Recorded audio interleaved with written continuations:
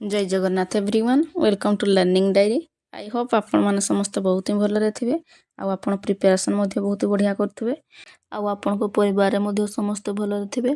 आम पूर्वर कौन पढ़ी ना आमर modern history rise of the British power in India कौन ना आमर गवर्नर जनरल ऑफ बेंगल आउ कौन पढ़ी गवर्नर जनरल ऑफ इंडिया। आज आम कौन पढ़ापी जाऊे भाइसरय संपर्क में पढ़ापी जाऊे तेणु वीडियो को आपण मैंने जमा भी स्किप करेंगे आरंभ से सुधा निश्चय देखिए कहीं क्लास टी आपण बहुत ही हेल्पफुल रही आप सीटी प्रिपेरेसन होती बीएड एसएससी और ट्रिपल एससी जहाँपाई भी आप प्रिपेयर होती जदि मॉडर्न हिस्ट्री अच्छी तो क्लास टी आपण हेल्पफुल रही ठीक अच्छे। हो बेस ताल डेरी करवा नहीं चलतु क्लास टी को स्टार्ट करवा। आमर चार्टर एक्ट 1833 अनुसार आमर गवर्नर जनरल ऑफ बेंगल को कौन कहगला आमर गवर्नर जनरल ऑफ इंडिया बोली कहगला। तापर आमर क्यों एक्ट आसला 1858 आमर governor general of Bengal governor general of India को आमर कौन कहगला ना भाइस रॉय बोली कहगला। कौन कहगला भाइस रॉय बोली आमर कहगला ठीक अच्छे। लॉर्ड कैनिंग आमर कौन ना लास्ट गवर्नर जनरल थिले आउ फास्ट भाइस रॉय थिले आमर से आउ कौन करथिले ना आमर जो डॉक्टरीन ऑफ लैप्स आमर किए लागू करथिले लॉर्ड डेलहाउसी लागू करथिले ताकू से विथड्रॉ कर नहीं थिले ठीक अच्छे। डॉक्टरीन ऑफ लैप्स कौन ना जो राजांकर पुत्र नथिबो तार टेरिटरी सीधा ब्रिटिश मानक हाथ को चली जिवो तो ताकू से बातिल करथिले किए आमर भाइसरॉय प्रथम भाइसरॉय किए थिले लॉर्ड कैनिंग से बातिल करथिले। आमर गवर्नमेंट ऑफ इंडिया एक्ट 1858 पास है तापर कौन है ना आमर ईस्ट इंडिया कंपनी जो आमर शासन करुला ता शासन पूरा शेष हो गला। तापर कौन है सीधा सड़क आमर भारतर शासन आमर ब्रिटिश राजा रानी को हाथ को चलीगला। तापर पर आमर कौन ना भाइस रॉय रो पद आरंभ होता ठीक अच्छे। The universities of Calcutta Bombay and Madras केबे आम 1857 कौन है ना कलिकता बॉम्बे और मद्रास बा चेन्नई जहाँ आम कहे सेटार कौन आमर विश्वविद्यालय 1857 मसीह स्थापित होता तापर आमर उच्च शिक्षार आरंभ होता ठीक अच्छे बुझीगला। हो तापर आमर नेक्स्ट कौन आसिल किए आसिले तापर आमर नेक्स्ट आसिले लॉर्ड एल्जिन किए आसिले आमर लॉर्ड एल्जिन आसिले तांकर ड्यूरेशन केते रु केते थिला लॉर्ड एल्जिन को आमर 1862 रु आमर 1863 पर्यंत थिला कार कार्यकाल आमर लॉर्ड एल्जिन को कार्यकाल थिला ठीक अच्छे। तांको समय कौन होता ना आमर वाहाबी मुवमेंट होता कौन होता वाहाबी मुवमेंट होता कहार समय आमर लॉर्ड एल्जिन को समय वाहाबी मुवमेंट होता ठीक अच्छे। कौन होता वाहाबी मुवमेंट होता क्या समय होता आमर आमर एल्जिन को समय होता आमर ये वाहाबी मुवमेंट रो कौन मुख्य केंद्र कौन थिला पटना आमर कौन थिला बंगाल आउ कौन थिला उत्तर पश्चिम सीमांत अंचल गुड़िक सब थिला तापर ब्रिटिश सरकार यहाँ एक कौन ना राजनैतिक भाव से देखी ठीक अच्छे।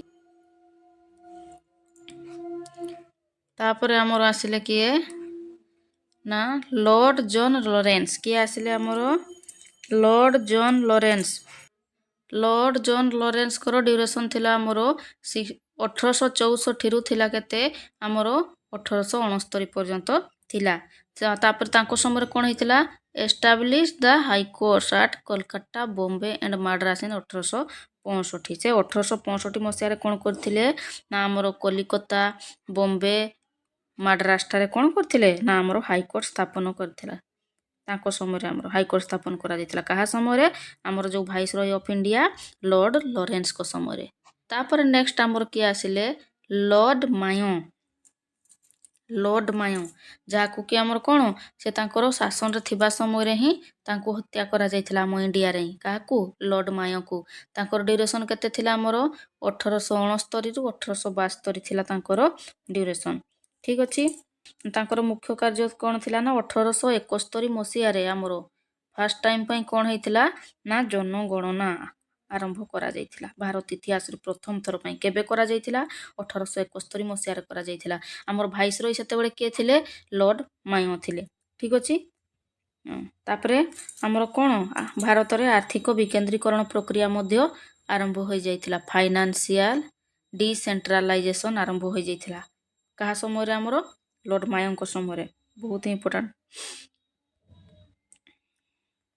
भारत में आमर आर्थिक विकेंद्रीकरण प्रक्रिया आरंभ करथिले लॉर्ड मायो तापरे केंद्र और प्रांतीय सरकार मानक मध्य कौन ना आर्थिक दायित्व को आमर बंटा जाइथिला ठीक अछि दायित्व को बंटा जाइथिला तांको भितरे कहा समय आमर लॉर्ड मायो को समय अब कौन होइथिला आमर department of agriculture and commerce ताकू कौन ना स्थापन करा जाइथिला department Etah establish the department of agriculture and commerce ठीक अछि आमर कृषि उन्नति और व्यापारिक कार्यकलाप को कौन करा गला ना सुदृढ़ करबा पई ताकर उद्देश्य तार उद्देश्य थिला ठीक अछि नेक्स्ट तापर हमें देखिबा राजकोट कॉलेज क्यों कॉलेज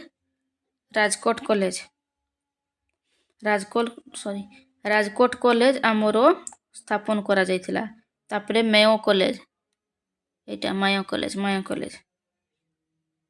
तापरे आमर मायो कॉलेज कोठी अजमेर मायो कॉलेज अजमेर आमर कौन करा जाइथिला ना स्थापन करा जाइथिला आमर जो अजमेर थिला जो कॉलेजटा मेयो कॉलेज राजकोट कॉलेज याकू कौन कुआ जाय आमर चीफ्स कॉलेज बोली मध्य कुआ जाय थाए लॉर्ड मायो आमर एकमात्र भाइस रहिथिले जहाकू आमर कौन ना पदवी रे थिला समय हत्या करा जाइथिला आमर इंडिया रे ही ठीक अछि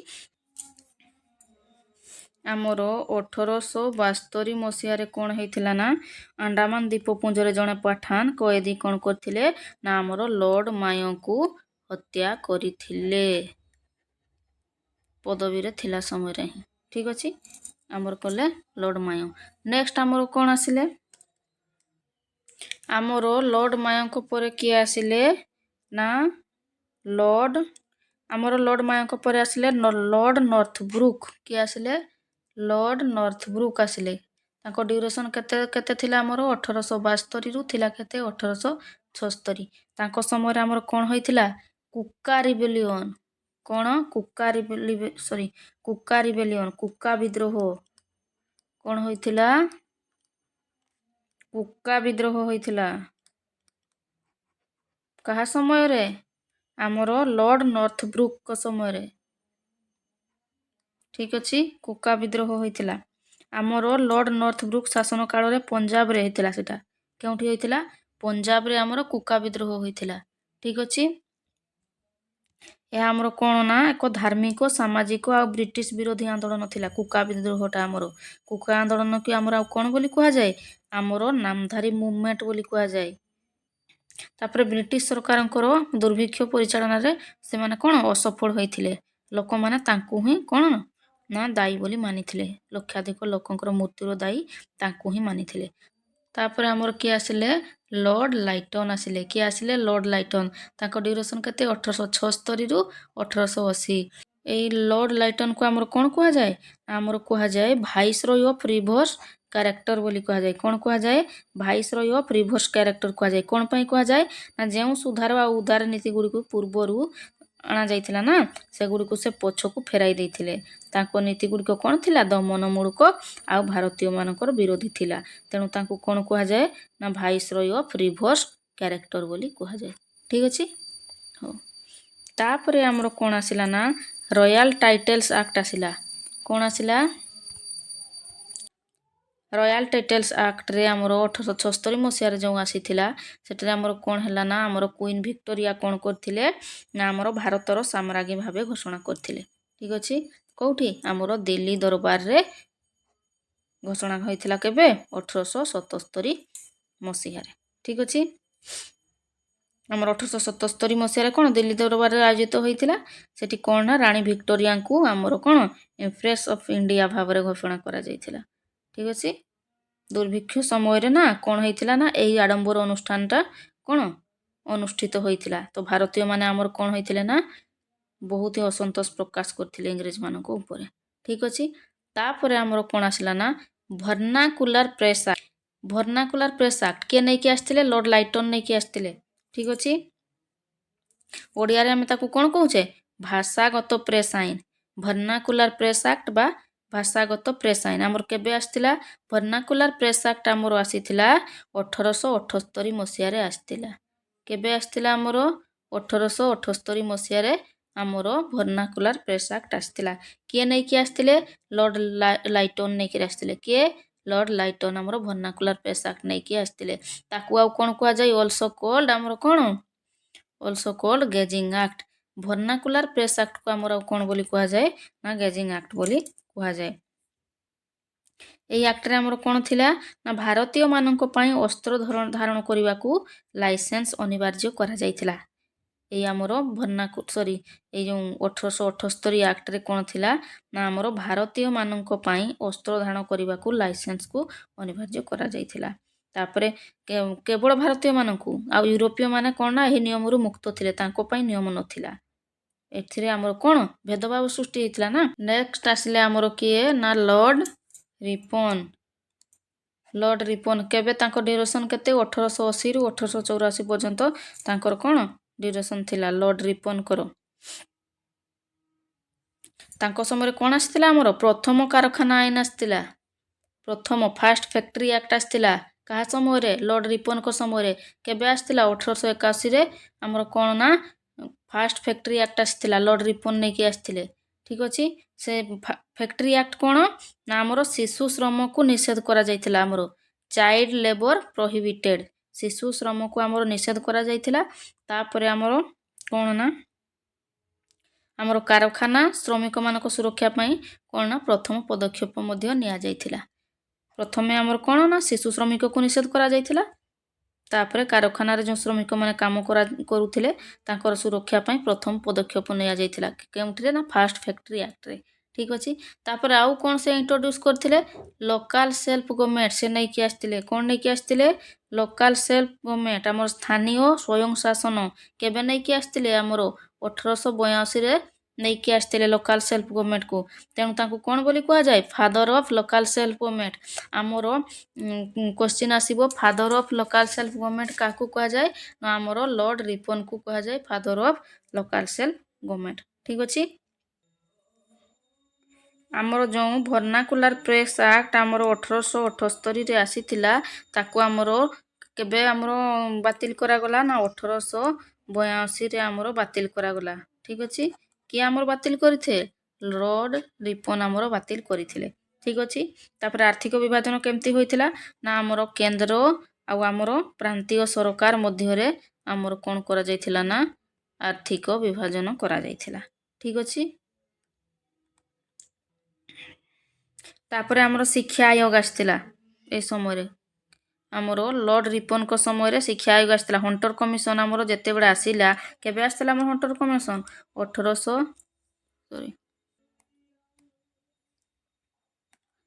ଆମର ହଣ୍ଟର କମିଶନ ଯେବେ ଆସିଲା, କେବେ ଆସିଥିଲା? 1882ରେ ଆମର କିଏ ଆସିଥିଲା? ହଣ୍ଟର କମିଶନ ଆସିଥିଲା। ସିଏ ଯେତେବେଳେ ଆସିଲା ଆମର ଭାଇସରୟ ଲର୍ଡ଼ ରିପନ୍ ଥିଲେ ନା। ହଁ, ତ କ'ଣ ହେଲା ନା ତାଙ୍କର ସାର୍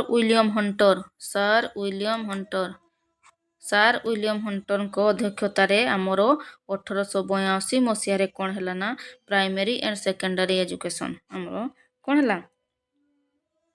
କମିଶନ ଆମର ଗଠିତ ହୋଇଥିଲା।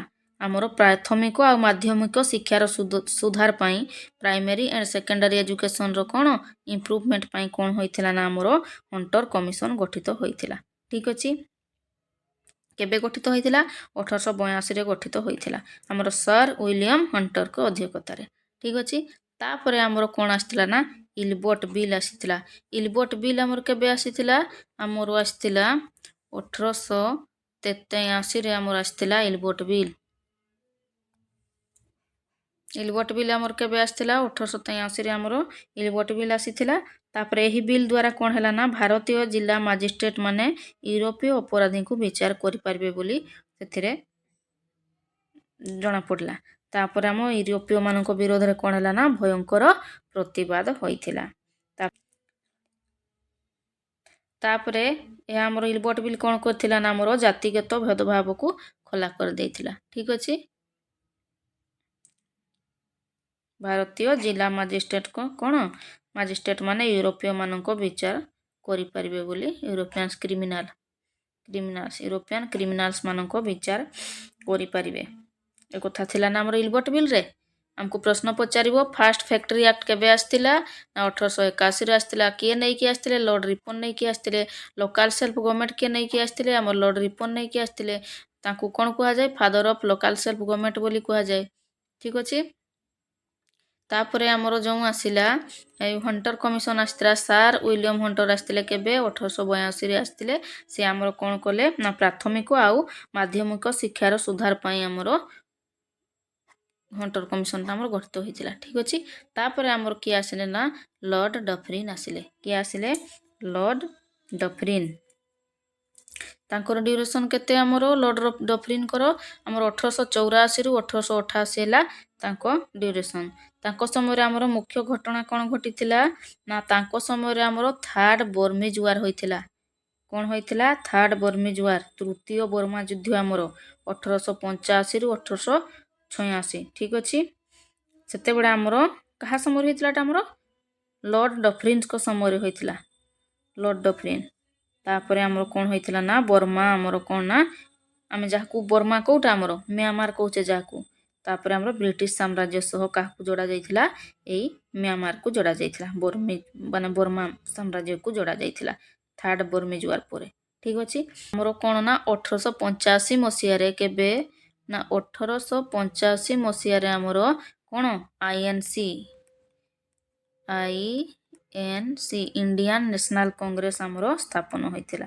ठीक अछि या विषय आमे परे पढिबा तापरे हमर कोन होइतिला जातीय आंदोलन आरंभ होइतिला ना सेटा परे पढिबा धीरे धीरे पढि जिबा भाइस रही चलछि। तापरे हमर लॉर्ड डफरिन परे कि आसले हमर ना लॉर्ड लांसडाउन कि आसले हमर लॉर्ड लांसडाउन तांको ड्यूरेशन केते थिला हमर 1888 रु 1894 पर्यंत थिला कहार लॉर्ड लांसडाउन करो। ठीक अछि तापरे तांको समय कोन कोन होइतिला भल भाबरे देखिबा पुणी गुरे कोन ना कारखाना एक्ट आस्तिला फैक्ट्री एक्ट केबे 1891 रे पास होइतिला फैक्ट्री एक्ट 1891 रे पास करा गला कोन पई ना महिला और शिशु मानक पई कोन पई हमर ना महिला आउ working hours women and children मानक पई कोन ना हमर लॉर्ड लांसडाउन हमर पुणी केबे ना 1891 रे फैक्ट्री एक्ट नै कि आस्तिले हमर वुमेन आउ चिल्ड्रन मानक पई। ठीक अछि तापरे तांकर कोन सेठी निर्धारण करा जाइतिला ना तांकर कामर समयटा को निर्धारण करा जाइतिला वर्किंग आवर को निर्धारण करा जाइतिला। तापरे कोन होइतिला ना साप्ताहिक छुट्टी हमर वीकली हॉलिडे मध्य दिया जाइतिला सेथिरे। सिविल सेवा विभाजन कोन सिविल सेवा विभाजन इंडियन काउंसिल एक्ट 1892 कोन इंडियन काउंसिल एक्ट 1892 मान सेरे कोन ना भारतीय परिषद आईन 1892 पास होइतिला हमर भारतीय परिषद आईन केबे 1892। ठीक अछि विधान परिषद रे हमर भारतीय मानकर अंशग्रहण आगुर कम थिला ए एक्ट परे हमर अंशग्रहणटा बढ़िथिला।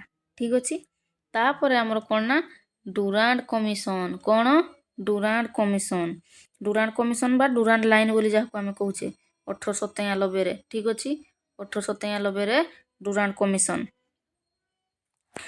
कमिशन कोन ना हमर डुरांड कमिशन 1893 द्वारा कोन होइतिला ना ब्रिटिश भारत और अफगानिस्तान मध्य रे कोन होइतिला डुरांड लाइन हमर निर्धारित होइतिला।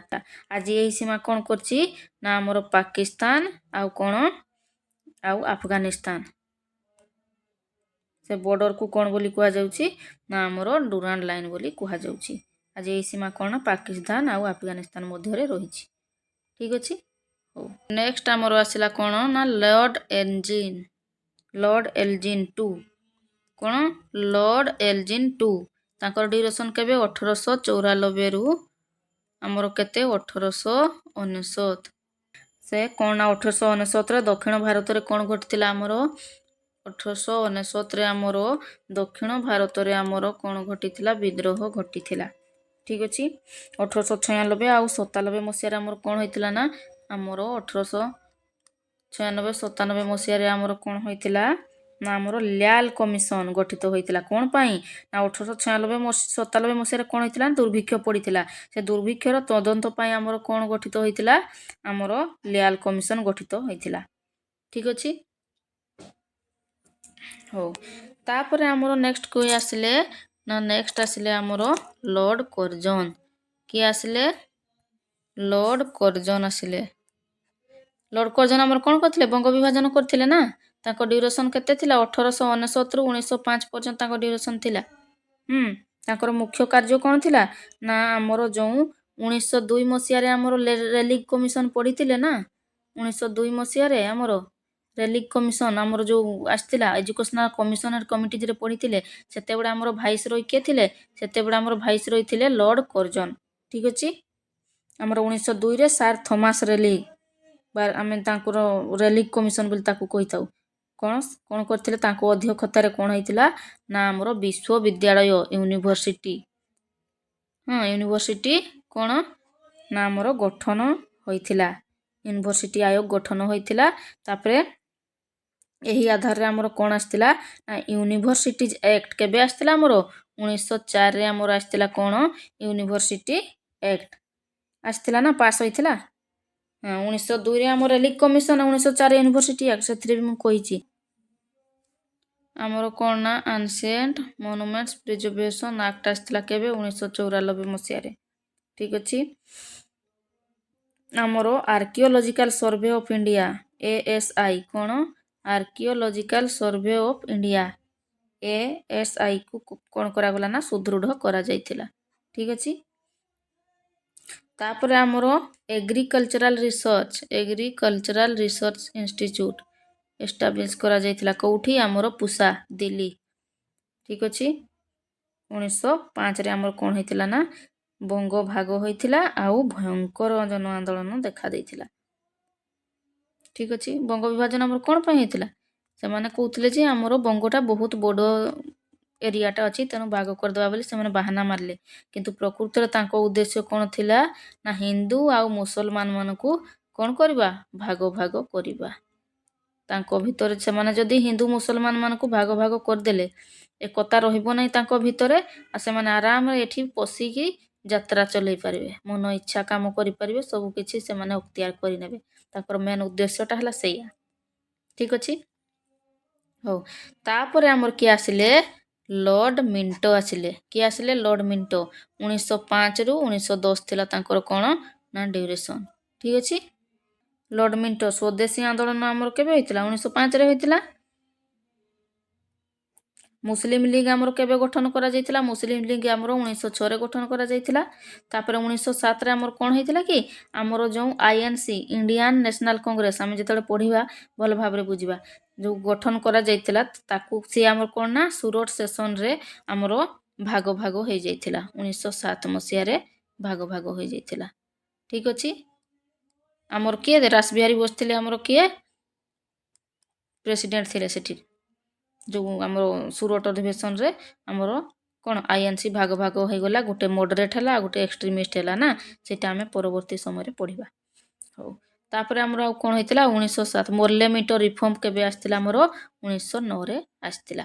ନେକ୍ସଟ ଆମେ ଦେଖିବା ଲର୍ଡ ହାର୍ଡିଙ୍ଗ। ତାଙ୍କ ଡ୍ୟୁରେସନ୍ କେତେ ଥିଲା? 1910ରୁ 1916 ଥିଲା। ଠିକ୍ ଅଛି।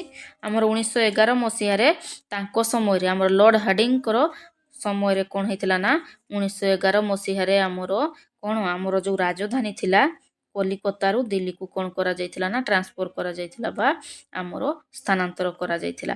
ଆଉ ଆମର କ'ଣ କରାଯାଇଥିଲା? ସେଇଠାରେ ଆମର ପାର୍ଟିସନ୍ ଅଫ୍ ବେଙ୍ଗଲକୁ ରଦ୍ଦ କରାଯାଇଥିଲା। ପାର୍ଟିସନ୍ ଅଫ୍ ବେଙ୍ଗଲ ୱାଜ୍ କ୍ୟାନସେଲ୍ଡ ଥିବ, ନହେଲେ କ'ଣ ଥିବ? ପାର୍ଟିସନ୍ ଅଫ୍ ବେଙ୍ଗଲ ୱାଜ୍ ଆନୁଲ୍ଡ ଲେଖା ହେଇଥିବ। ଆନୁଲ୍ଡ ମାନେ ବି କ୍ୟାନସେଲ୍। ଠିକ୍ ଅଛି।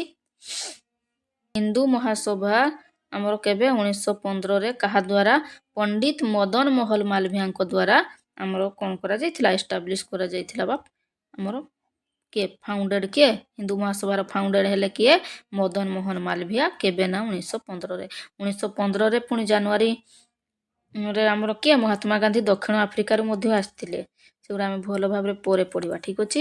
ତାପରେ ଆମର ନେକ୍ସଟ କ'ଣ ଆସିଲା? ନା ମଣ୍ଟେଗୁ ଚେମ୍ସଫୋର୍ଡ ଆମର କେତେରୁ କେତେ ତାଙ୍କ ଡ୍ୟୁରେସନ୍ ଥିଲା 1916ରୁ 1921 ପର୍ଯ୍ୟନ୍ତ ତାଙ୍କର କ'ଣ ଡ୍ୟୁରେସନ୍ ଥିଲା।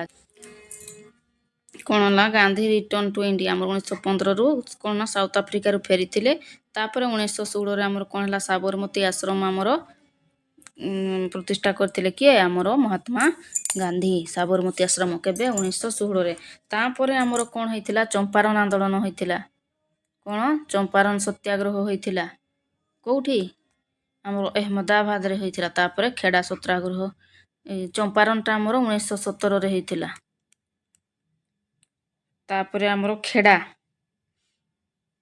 ଖେଡ଼ାଟା ହେଇଥିଲା ଆମର 1918ରେ ହେଇଥିଲା ଖେଡ଼ା। ଏଗୁଡ଼ା ଆମେ 1918ରେ ଆମର କ'ଣ ହେଇଥିଲା ଖେଡ଼ା ହେଇଥିଲା। ଆମେ ଭଲ ଭାବରେ ବିସ୍ତୃତ ଭାବରେ ପରେ ପଢ଼ିବା, ଏବେ ଖାଲି ମାଡ଼ି ମାଡ଼ି ଚାଲିବା। ଠିକ୍ ଅଛି। କାହା ସମୟରେ ହେଇଥିଲା ଆମର ମଣ୍ଟେଗୁ ଚେମ୍ସଫୋର୍ଡଙ୍କର ସମୟରେ ହୋଇଥିଲା। ତାପରେ ଆମର କ'ଣ ହେଇଥିଲା ନା ଅଗଷ୍ଟ ଡିକ୍ଲାରେସନ୍ ହୋଇଥିଲା କେବେ 1917ରେ କାହା ଦ୍ୱାରା ମଣ୍ଟେଗୁ ଚେମ୍ସଫୋର୍ଡ। ଆମର କ'ଣ ନା ମଣ୍ଟେଗୁ ଚେମ୍ସଫୋର୍ଡ ରିଫର୍ମସ୍ ମାନେ GOI ଆକ୍ଟ 1919 କୁହନ୍ତି। ମଣ୍ଟେଗୁ ଚେମ୍ସଫୋର୍ଡ ଆକ୍ଟ ଆସିଥିଲା ଆମର। ଠିକ୍ ଅଛି। ମଣ୍ଟେଗୁ ଚେମ୍ସଫୋର୍ଡ ଆକ୍ଟ ଆମର କେବେ ଆସିଥିଲା 1919ରେ ଯେଉଁ ଆକ୍ଟଟା ଆସିଲା ତାକୁ ଆମର କ'ଣ କୁହାଯାଏ ମଣ୍ଟେଗୁ ଚେମ୍ସଫୋର୍ଡ ଆକ୍ଟ ବୋଲି କୁହାଯାଏ। ତାପରେ 1919ରେ ଆମର ଆଉ ଗୋଟେ କ'ଣ ଆସିଥିଲା ରାଓଲେଟ୍ ଆକ୍ଟ। ରାଓଲେଟ୍ ଆକ୍ଟ ବି ଆମର କେବେ 1919 ମାର୍ଚ୍ଚରେ ଆସିଥିଲା। ତାପରେ ଆମର ଜାଲିଆନାୱାଲାବାଗ ହତ୍ୟାକାଣ୍ଡ କେବେ ହେଇଥିଲା ଆମ 13 ଏପ୍ରିଲ 1919ରେ ହେଇଥିଲା। ଏଗୁଡ଼ା ବିସ୍ତୃତ ଭାବରେ ଆମେ ପରେ ପଢ଼ିବା, ଏବେ ଖାଲି ମାଡ଼ି ମାଡ଼ି ଯାଉଛେ। ଠିକ୍ ଅଛି। ତାପରେ ଆମର ଖିଲାଫତ କମିଟି ଆମର ଖିଲାଫତ ମୁଭମେଣ୍ଟ ଆମର କ'ଣ ଷ୍ଟାର୍ଟ ହୋଇଥିଲା କେବେ 1920ରେ। 1920ରେ ଆମର କ'ଣ ହେଇଥିଲା ନନ୍ କର୍ପୋରେସନ୍ ମୁଭମେଣ୍ଟ ବି ହେଇଥିଲା। ଠିକ୍ ଅଛି।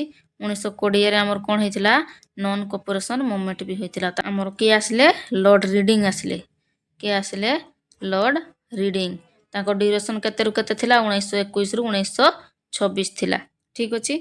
ଲର୍ଡ ରିଡିଂ କ'ଣ କରିଥିଲେ ସିଏ ଆମର ଯେଉଁ ରାଉଲେଟ୍ ଆକ୍ଟ ଧରିକିରି ଆସିଥିଲେ ନା ଆମର ମଣ୍ଟେଗୁ ଚେମ୍ସଫୋର୍ଡ ତାକୁ କ'ଣ କରିଥିଲେ ସିଏ ରିପେଲ୍ ମାନେ ବାତିଲ କରିଦେଇଥିଲେ। କ'ଣ କରିଥିଲେ ବାତିଲ କରିଦେଇଥିଲେ ସିଏ। ତାପରେ ଆମର ଚୋରି ଚୋରା ଇନସିଡେଣ୍ଟ ହୋଇଥିଲା କେବେ 1921ରେ ଚୋରି ଚୋରା ଘଟଣା ଘଟିଥିଲା। ତାପରେ RSSର ଆମର ସ୍ଥାପନ ହୋଇଥିଲା କେବେ 1925ରେ RSSର ଆମର ସ୍ଥାପନ ହୋଇଥିଲା। ତାପରେ ଆମର କ'ଣ ହୋଇଥିଲା ନା ସ୍ୱରାଜ ପାର୍ଟି ଗଠନ କରାଯାଇଥିଲା। କାହା ସମୟରେ ଆମର ଲର୍ଡ ରିଡିଂଙ୍କ ସମୟରେ ସ୍ୱରାଜ ପାର୍ଟି ଆମର ଫର୍ମେସନ୍ ହୋଇଥିଲା। ତାପରେ ଆମର କ'ଣ ହୋଇଥିଲା ନା କାକୋରୀ ଟ୍ରେନ୍ ରବରି ବି ହୋଇଥିଲା। କାକୋରୀ ଟ୍ରେନ୍ ରବରି କାହା ସମୟରେ ଆମର ଲର୍ଡ ରିଡିଂଙ୍କ ସମୟରେ କାକୋରୀ ଟ୍ରେନ୍। ତାପରେ 1923 ଆଉ 25ରେ କ'ଣ ନା ସାମ୍ପ୍ରଦାୟିକ ଆମର ଦଙ୍ଗା ମଧ୍ୟ ହୋଇଥିଲା। ଆସିଲେ ଲର୍ଡ ଇରୱିନ୍ ଆସିଲେ। କିଏ ଆସିଲେ ଲର୍ଡ ଇରୱିନ୍। ତାଙ୍କ ଡ୍ୟୁରେସନ୍ କେତେରୁ କେତେ ଥିଲା ତାଙ୍କ ଡ୍ୟୁରେସନ୍ ଥିଲା ଆମର 1926ରୁ 1931। କାହାଙ୍କର ଲର୍ଡ ଇରୱିନ୍ଙ୍କର। ଗାନ୍ଧୀ ଇରୱିନ୍ ଚୁକ୍ତି ବି ହେଇଥିଲା ନା ଆମର ମହାତ୍ମା ଗାନ୍ଧୀଙ୍କ ସହିତ। ଆମର ସାଇମନ୍ କମିଶନ କେବେ ଆସିଥିଲେ 1927ରେ କିଏ ଆସିଥିଲେ ସାଇମନ୍ କମିଶନ ଆସିଥିଲେ।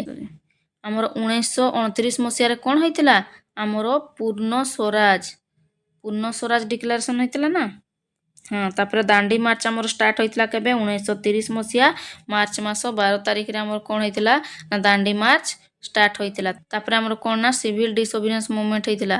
କ'ଣ ଆଇନ ଅମାନ୍ୟ ଆନ୍ଦୋଳନ କେବେ ହୋଇଥିଲା ଆମର 1930ରେ ହୋଇଥିଲା। ତାପରେ ଆମର ସେଇ ଲର୍ଡ ଇରୱିନ୍ଙ୍କ ସମୟରେ କ'ଣ ନା ଫାର୍ଷ୍ଟ ରାଉଣ୍ଡ ଟେବୁଲ କନଫରେନ୍ସ ପ୍ରଥମ ଗୋଲ ଟେବୁଲ ବୈଠକ ହୋଇଥିଲା। କେଉଁଠି ହୋଇଥିଲା ଇଂଲଣ୍ଡରେ ହୋଇଥିଲା ଆଉ 1930ରେ ହୋଇଥିଲା। ଆମର କ'ଣ ହେଇଥିଲା ଗାନ୍ଧୀ ଇରୱିନ୍ ପ୍ୟାକ୍ଟ ହେଇଥିଲା। ଠିକ୍ ଅଛି। ଗାନ୍ଧୀ ଇରୱିନ୍ ଚୁକ୍ତି ଏଇଟା ଆମର 31 ହେବ 30 ନୁହଁ 31। ଆମର 3ଟା ରାଉଣ୍ଡ ଟେବୁଲ ବୈଠକ ହୋଇଥିଲା ଯେ 1930 1931 ଆଉ ଗୋଟେ ହେଲା 1932। କିନ୍ତୁ ଏଥିରେ କେହି ବି ଯୋଗ ଦେଇ ନଥିଲେ। 31ରେ ଆମର ଯାଇଥିଲେ ମହାତ୍ମା ଗାନ୍ଧୀ। ଠିକ୍ ଅଛି। ତ ଆମର ଏଇଠି ହେବ 31 ହେବ 31। ତାପରେ ଆମର କିଏ ଆସିଲେ ଆମର ଲର୍ଡ ୱିଲିଙ୍ଗଡନ୍ ଆସିଲେ। ତାଙ୍କର କାର୍ଯ୍ୟକାଳ କେତେରୁ କେତେ 1931ରୁ 1936 ଥିଲା। ସେତେବେଳେ ତାଙ୍କର କ'ଣ ସେକେଣ୍ଡ ରାଉଣ୍ଡ ଟେବୁଲ କନଫରେନ୍ସ ହେଲା ନା ଲଣ୍ଡନରେ 1931ରେ, ଆଉ ଥାର୍ଡ଼ଟା ହେଇଥିଲା 1932ରେ ଯେମିତି କହିଲି। ଏଥିରେ ଆମର ଆଇଏନ୍ସିରୁ କେହି ଯାଇନଥିଲେ। ଏଇଠି ଆମର ଯାଇଥିଲେ କିଏ ମହାତ୍ମା ଗାନ୍ଧୀ। ଏଇ 1931 ମସିହାରେ କ'ଣ ହେଇଥିଲା ନା ଆମର ଗାନ୍ଧୀ ଇରୱିନ ଚୁକ୍ତି ହେଇଥିଲା। ତାଙ୍କର ଡ୍ୟୁରେସନଟା ବହୁତ କମ୍ ଥିଲା, ଲାଷ୍ଟ ରିଟାୟାରମେଣ୍ଟ ସମୟ ପାଖାପାଖି ଆସିଯାଇଥିଲା। ତାପରେ ଯାହା ଚୁକ୍ତି ହେଇଥିଲା କିଛି କାମ ଦେଇନଥିଲା ଆମର, ସେ ରିଟାୟାରମେଣ୍ଟ ନେଇଯାଇଥିଲେ କିଏ ଲର୍ଡ଼ ଇରୱିନ। ତାପରେ ଆମର କିଏ ଆସିଥିଲେ ଲର୍ଡ଼ ୱିଲିଙ୍ଗଡନ୍। ଠିକ୍ ଅଛି। ଗଭର୍ଣ୍ଣମେଣ୍ଟ ଅଫ୍ ଇଣ୍ଡିଆ ଆକ୍ଟ ଆମର 1935। ଗଭର୍ଣ୍ଣମେଣ୍ଟ ଅଫ୍ ଇଣ୍ଡିଆ ଆକ୍ଟ 1935 ଆମର କାହା ସମୟରେ ଆସିଥିଲା ଆମର ଲର୍ଡ଼ ୱିଲିଙ୍ଗଡନଙ୍କ ସମୟରେ ଆସିଥିଲା। ଠିକ୍ ଅଛି। ତାପରେ ଆମର ଯେଉଁ କମ୍ୟୁନାଲ ଆୱାର୍ଡ଼ କେବେ ଆସିଥିଲା ଆମର 1932ରେ ଆସିଥିଲା। କ'ଣ ନା କମ୍ୟୁନାଲ ଆୱାର୍ଡ଼। ଏଇ କମ୍ୟୁନାଲ ଆୱାର୍ଡ଼ ଆସିଥିଲା। ତାପରେ ତା ବିରୋଧରେ ଆମର ଗାନ୍ଧୀଜୀ କ'ଣ କରିଥିଲେ ଆମର ଅନଶନ କରିଥିଲେ ନା ଉପବାସ କରିଥିଲେ। ଠିକ୍ ଅଛି। ଏପିକ୍ ଫାଷ୍ଟ କରିଥିଲେ, ଉପବାସ କରିଥିଲେ ନା ଲର୍ଡ଼ ଲିନ୍ ଲିଥଗୋ ଆସିଗଲେ। ତାଙ୍କ ଡ୍ୟୁରେସନ୍ କେତେ ଥିଲା 1936ରୁ 1943 ପର୍ଯ୍ୟନ୍ତ ଥିଲା। ତାପରେ 1939ରେ କ'ଣ ହେଲା ନା ଡେଲିଭରାନ୍ସ ଡେ। ମୁସଲିମ ଲିଗ୍ କ'ଣ ଡେଲିଭରାନ୍ସ ଡେ ସେଲିବ୍ରେଟ୍ କଲା କିଏ ମୁସଲିମ ଲିଗ୍। ଠିକ୍ ଅଛି। ତାପରେ ଆମର ଲାହୋର ରିଜଲ୍ୟୁସନ୍ ଆସିଲା 29 ମାର୍ଚ୍ଚ 1940ରେ। କ'ଣ ଆସିଲା ଲାହୋର ରିଜଲ୍ୟୁସନ୍ ଆସିଲା। ଏଇଟା ଲାହୋର ରିଜଲ୍ୟୁସନ୍ ଆସିଲା 23 ମାର୍ଚ୍ଚ 1940ରେ ଆମର କ'ଣ ଆସିଲା ଲାହୋର ରିଜଲ୍ୟୁସନ୍ ଆସିଲା। ତାପରେ ଆମର କ'ଣ ହେଲା ନା ପାକିସ୍ତାନ କ'ଣ ଡିମାଣ୍ଡ କଲେ ପାକିସ୍ତାନକୁ କିଏ ଆମର ପ୍ରୋପାଉଣ୍ଡେଡ୍ ମୋହମ୍ମଦ ଅଲି ଜିନା। କିଏ ଜିନା ଟୁ ନେସନ୍ ଥିଓରି। ତାପରେ ଆମର କ'ଣ ହେଲା କ୍ରିପ୍ସ ମିଶନ୍ ଆସିଲା 1942ରେ। ଠିକ୍ ଅଛି। ଆମର 3 ଜଣ ଯେଉଁ ଆସିଥିଲେ ପ୍ୟାଥିକ୍ ଲରେନ୍ସ, ଷ୍ଟାଫୋର୍ଡ କ୍ରିପ୍ସ ଆଉ ଏଭି ଆଲେକ୍ଜାଣ୍ଡାର ଆସିଥିଲେ ନା। ତାପରେ ଆମର କ'ଣ କ୍ୱିଟ୍ ଇଣ୍ଡିଆ ମୁଭମେଣ୍ଟ ଭାରତ ଛାଡ଼ ଆନ୍ଦୋଳନ ବା ଯାହାକୁ ଆମେ କ'ଣ କହୁଛେ ଅଗଷ୍ଟ ବିପ୍ଳବ ଆମର 8 ଅଗଷ୍ଟ କ'ଣ 1942ରେ। ଠିକ୍ ଅଛି। ଭଲ ଭାବରେ ପଢ଼ିବା। ଏବେ ଖାଲି ଛୁଇଁ ଯାଉଛେ ଆମେ। ତାପରେ ଆସିଲା ଆମର ଲର୍ଡ଼ ୱାଭେଲ୍। ଆମର ତାଙ୍କର ଡ୍ୟୁରେସନ୍ କେତେ 1943ରୁ 1947। ଆମର କ୍ୟାବିନେଟ୍ ମିଶନ ପ୍ଲାନ୍ କେବେ ଆସିଥିଲା ଆମର 1946ରେ। ଆମର କ'ଣ ଆସିଥିଲା ନା କ୍ୟାବିନେଟ୍ ମିଶନ ପ୍ଲାନ୍ ଆସିଥିଲା। ଠିକ୍ ଅଛି। ଆମର first meeting of the constituent assembly was held on 9 December 1946। ଆମର କନଷ୍ଟିଟ୍ୟୁଏଣ୍ଟ ଆସେମ୍ବଲିର ଆମର ପ୍ରଥମ ମିଟିଂ ଆମର କେଉଁଠି କେବେ ହୋଇଥିଲା 9 ଡିସେମ୍ବର 1946ରେ ହୋଇଥିଲା। ଠିକ୍ ଅଛି। ପିଲାମାନେ ଆମେ ଭାଇସରୟ ସମ୍ପର୍କରେ ଜାଣିଲେ, କାହା ପରେ କିଏ ଆସିଥିଲା ସର୍ଟକଟ୍ରେ ଆଲୋଚନା କଲେ। ପରବର୍ତ୍ତୀ ସମୟରେ ଆମେ ବିସ୍ତୃତ ଭାବରେ ଜାଣିବା କ'ଣ ସବୁ ଯେଉଁ ଜାତୀୟ ଆନ୍ଦୋଳନ ହୋଇଥିଲା, କିଏ କ'ଣ କରିଥିଲେ, କିଏ କେବେ ମହାତ୍ମା ଗାନ୍ଧୀ କେଉଁ ପୁସ୍ତକ ଲେଖିଥିଲେ। ଆମର ଅଗଷ୍ଟ ବିପ୍ଳବ ହେଲା, ଆମର ହେଲା ଯେଉଁ ଅସହଯୋଗ ଆନ୍ଦୋଳନ ହେଲା, ଆଇନ ଅମାନ୍ୟ ଆନ୍ଦୋଳନ ହେଲା, ଆମର ସ୍ୱରାଜ ପାର୍ଟି ହେଲା, ଯାହା ବି ଅଛି ଆମେ ବିସ୍ତୃତ ଭାବରେ ପଢ଼ିବା। ଠିକ୍ ଅଛି। ତେଣୁ ଆପଣମାନେ କ'ଣ କରିବେ ନା ଆମ ଚ୍ୟାନେଲ୍ ସହିତ ଯୋଡ଼ି ହୋଇକି ରହିବେ। ଯଦି ଆପଣ ସବସ୍କ୍ରାଇବ୍ କରିନାହାନ୍ତି ତାହେଲେ ସବସ୍କ୍ରାଇବ୍ କରିଦେବେ। ପାଖରେ ଥିବା ବେଲ୍ ଆଇକନ୍କୁ ଦବାଇ ଦେବେ, ଯାହାଫଳରେ କି ଆମେ ଯାହା ବି କ୍ଲାସେସ୍ ନେଇକି ଆସିବୁ ତାର ସର୍ବପ୍ରଥମ ନୋଟିଫିକେସନ୍ ଆପଣମାନେ ପାଇପାରିବେ। ଠିକ୍ ଅଛି। ତ ରହୁଛି। ଯଦି ଆପଣମାନେ ଏ କ୍ଲାସ୍ଟି କଲେ ନା ଭାଇସରୟ ବିଷୟରେ ଯାହା ବି କ୍ୱେଶ୍ଚନ୍ ଆସିଲେ ଆଉ କିଛି ବି ଡାଉଟ୍ ରହିବନି। ଠିକ୍ ଅଛି। ରହୁଛି। ଧନ୍ୟବାଦ।